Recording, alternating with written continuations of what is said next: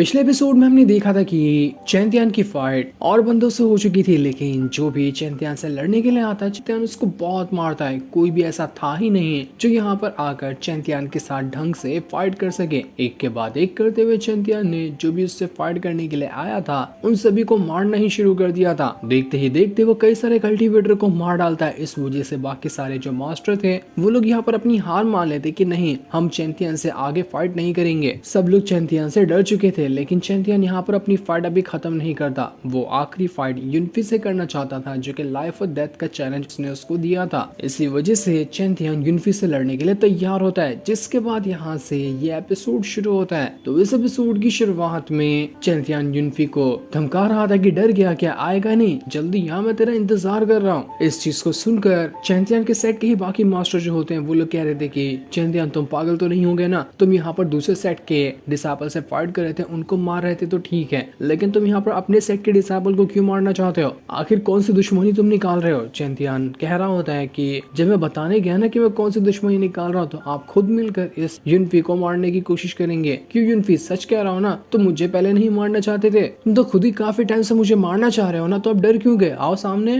तुम्हारे लिए ये तो एक सुनहरा मौका है मुझे मारने का। एल्डर वैंथियान चैंतियान से कह रहे थे कि चैंतियान देखो, तुम यहाँ पे युनफी के साथ फाइट कर लेना, लेकिन यहाँ का जितना भी कंपटीशन वगैरह ना उसे खत्म करने दो, बाद में कभी आराम से टाइम मिला तो तुम उसके साथ फाइट कर लेना। लेकिन चैंतियान कहता है कि नहीं, मैं नहीं रुकूंगा, मैं आज यहाँ पर युनफी के साथ फाइट करते ही रहूंगा जब तक कि हम दोनों का चैलेंज पूरा ना हो जाए, क्योंकि बहुत मजाक उड़ा लिया है युनफी ने मेरा, उसको इस चीज का जवाब तो देना ही पड़ेगा ना। बाकी मास्टर कहते हैं कि चैंतियान तू अपनी लिमिट नहीं क्रॉस कर रहा, तू एल्डर वैंथियान की बात को इनकार कैसे कर सकता है? उनकी बात भी तुझे समझ में नहीं आती है क्या? एल्डर वैंथियान की बात इनकार करने की वजह से तुझे यहाँ पर पनिशमेंट भी हो सकती है, तो पनिशमेंट के लिए तैयार हो जा। लेकिन एल्डर वैंथियान कहते हैं कि तुम लोगों को कुछ बोलने की जरूरत नहीं है, मैं यहाँ पर खड़ा हूँ ना, मैं देख रहा हूँ कि यहाँ पर क्या हो रहा है क्या नहीं हो रहा है, इसलिए जो भी फैसला होगा वो मैं लूंगा। दूसरा वाला जो मास्टर था जिसके डिसाइपल यहाँ पर आए हुए थे वो तो बड़ा खुश जाते कि चैंतियान फाइट करेगा ना, तो हो सकता है कि वो यहाँ पर मर जाए। तो वो चैंतियान से कहता है कि देख चैंतियान, तेरे सेट के लोग ही तेरे खिलाफ है, लेकिन मैं तो तेरे साथ हूँ। वो उसे उकसा रहा होता है कि जा चैंतियान, युनफी से फाइट कर, बहुत उसने मजाक उड़ा लिया ना, तो तेरा ये पास ये बहुत अच्छा मौका है उससे बदला लेने का। वो एल्डर वैंथियान से भी कहता है कि देखो चैंतियान जैसा इतना टैलेंटेड डिसाइपल को तुम ऐसे ही वेस्ट करना चाहते हो? उसकी रिस्पेक्ट, उसकी इज्जत के बारे में तुम्हें कुछ नहीं ख्याल है क्या कि लोग उसके बारे में क्या कहेंगे अगर वो ऐसे ही यहाँ से जाता है? तो आखिर किस तरह के मास्टर हो? मेरे पास ऐसा डिसाइपल होता तो मैं तो कभी इसको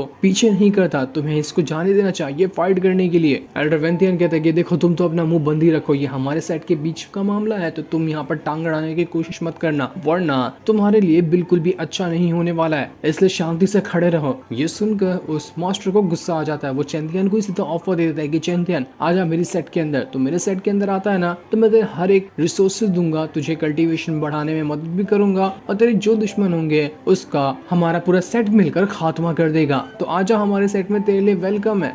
इतना ही नहीं, वुदाओ के साथ जितने बाकी मास्टर आए हुए थे वो लोग भी यहाँ पर चैंतियान को ऑफर देने लगते हैं कि तुम हमारे सेट में आ जाओ, हमारे में आते हो तो हम तुम्हें और अच्छी अच्छी रिसोर्सेज देंगे, जो हो सकता है वो करने की कोशिश करेंगे ताकि तुम इतनी जल्दी इतने स्ट्रॉन्ग बन जाओ कि इस कॉन्टिनेंट के अंदर तुम्हारे जैसा पावरफुल कोई ना हो। तो हमारे सेट में आना तुम्हारे लिए बहुत ही गर्व की बात होगी, ऐसे घटिया सेट को तो छोड़ देना ही बेहतर होता है। चैंतियान सभी मास्टर से कहता है कि आप लोगों का बहुत बहुत शुक्रिया मुझे ये ऑफर देने के लिए, लेकिन जहाँ पर मैं हूँ ना वो जगह मेरे लिए सबसे बेस्ट है, इसलिए मैं तो इस सेट को नहीं छोड़ने वाला। वो युनफी से कहता है कि युनफी क्यों, क्या हुआ, इतना देर से वहाँ पर खड़ा है, यहाँ पर नहीं आएगा क्या? तू हमेशा मुझे लूजर कहा करता था, तो एक लूजर को आज इस बार टेस्ट करके नहीं देखेगा? जब मैंने 4-5 लोगों को यहाँ पर मार दिया तो उसको देखकर तेरी फटकर हाथ में आ गई। अगर तू फाइट नहीं करना चाहता तो सबके सामने कह दे कि तू लूजर है और तू मुझसे डर गया, मन में आया तो मैं तुझे जिंदा छोड़ दूंगा। इस चीज को सुनकर यहाँ पर युनफी भड़क जाता है। वो बैटर इनर के अंदर आने के बाद कहता है कि चैंतियान तुझे क्या लगता है कि इतने सारे मास्टर तुझे अपने सेट में शामिल करने के लिए ऑफर दे रहे हैं, तो क्या तूने कोई तोप मार लिया है? नहीं,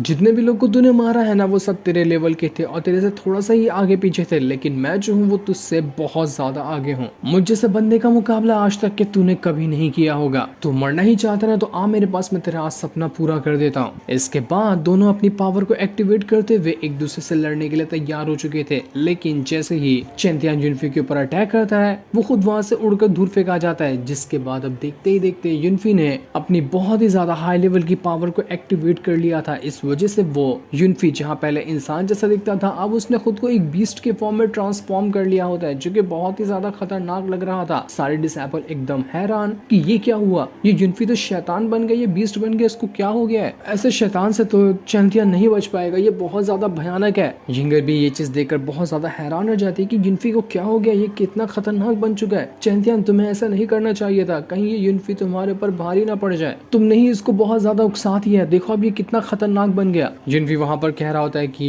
तू ना आज मेरी पावर देखेगा, यहाँ पर जितने भी बाहर के डिसेबल वगैरह आए हुए हैं ना, उनमें से कितना भी पावरफुल बंदा क्यों ना आ जाए, लेकिन वो मेरे सामने नहीं टिक सकता। मैं सबको ही खुला चैलेंज दे सकता हूँ कि कोई भी आ जाए, मैं हर एक को हरा दूंगा। तो तुझे क्या लगता है कि तू मुझे हरा सकता है? ऐसा नहीं होने वाला। तूने जितना मुझे उकसाया है ना, हर एक का हिसाब मैं चुन चुन कर तुझसे लूंगा। चैंपियन कहता है अब तू फाइट से ज्यादा खाली मुंह चलाता है, मुंह मत चला, यहाँ फाइट चलाना है ना तो हाथ पैर चलाया कर, आजा हाथ पैर चलाते हैं। इसके बाद चैंपियन फिर से अपनी स्वॉर्ड लिए युनफी की तरफ ही बढ़ जाता है ताकि उसके ऊपर अटैक कर सके, लेकिन इस बार तो युनफी ने अपने ऑरा से ही चैंपियन को उड़ाकर दूर फेंक दिया था। चैंपियन बहुत दूर जाकर फेंका गया होता है। सभी डिसेबल कहते कि गया, खत्म हो गया काम, चैंपियन तो उसके करीब तक नहीं आ पा रहा, तो उसके ऊपर अटैक करना तो बहुत दूर की बात है। युनफी भी खुश हो रहा था कि अरे वाह, एक ही बार के अंदर चैंपियन दूर फेंका गया, दिख ही नहीं रहा कि ये कहाँ चला गया, लगता है मर गया। लेकिन तभी चैंपियन पीछे से आता है और युनफी के ऊपर अटैक कर देता है। ये एक ही अटैक इतना खतरनाक था कि युनफी का एक हाथ ही कटकर अलग हो जाता है। चैंपियन युनफी को और गुस्सा दिलाते हुए कहता है कि अबे यार, तू तो बहुत बुरा था कि तू इतना पावरफुल है, लेकिन तुझ पे भी अटैक करके ऐसा ही फील हुआ कि मैं किसी कमजोर डिसेबल के साथ फाइट कर रहा हूँ। नहीं यार, मजा नहीं आया, जैसा तू कह रहा था वैसा तू नहीं है।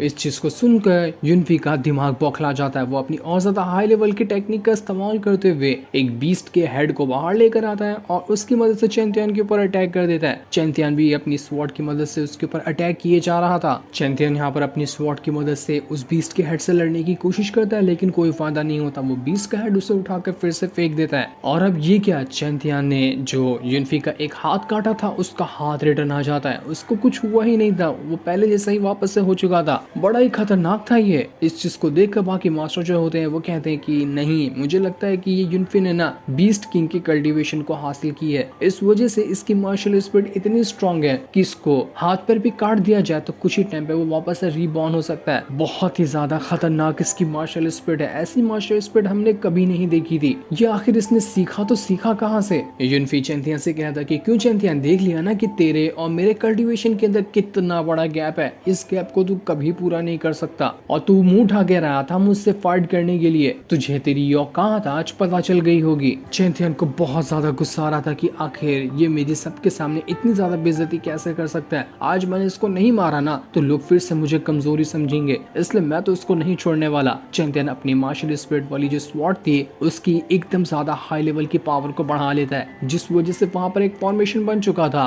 और फॉर्मेशन के अंदर से चैंपियन की मार्शल स्पिरिट वाली स्वॉर्ड बहुत बड़ी होकर बाहर निकल रही थी। चैंपियन चाह रहा था कि वो इतनी बड़ी वाली स्वॉर्ड सीधा युनफी के ऊपर ही गिरा दे, हो सकता है कि इससे युनफी यहाँ पर मारा जाएगा, लेकिन युनफी तो इसके लिए पूरी तरह से तैयार था। वो अपनी पावर को एक्टिवेट करता है और इतना जोरदार अटैक करता है कि वो जो स्वॉर्ड उसकी तरफ आ रही थी वो उड़कर ही दूर फेंका जाती है। युनफी कह रहा था कि तेरे छोटे मोटे अटैक बिल्कुल यूजलेस है मेरे सामने, तो मेरा कुछ नहीं बिगाड़ सकता। इसके बाद वो इतना घसीट के पंच सीधा चैंपियन को मार देता है कि चैंपियन मुंह से खून की उल्टी कर देता है। बहुत ही तगड़ा वाला ये पंच लगा था चैंपियन को, ऐसा लग रहा था कि चैंपियन यहाँ पर बेहोश हो गया और अब वो खड़ा ही नहीं हो पाएगा। सारे लोग मास्टर कह रहे थे कि बिल्कुल युनफी ने यहाँ पर सही कहा था कि वो चैंपियन को आसानी से हरा सकता है और उसने ये चीज करके भी दिखा दिया। मानना पड़ेगा युनफी बहुत ज्यादा स्ट्रांग है, बिल्कुल एक डीमन की तरह। डीमन के सामने भी जल्दी कोई नहीं टिक सकता, तो वैसे ही युनफी के सामने भी कोई नहीं टिक पाएगा। सभी कह रहे थे कि हमें लगा था अच्छा फाइट देखने को मिलेगा, लगता है कि लेकिन ये चैंपियन इतनी जल्दी मर गया, हटाओ फाइट नहीं देखनी। कितने लोग तो वहां से चले जाते हैं, लेकिन जिंगर बहुत ज्यादा परेशान थी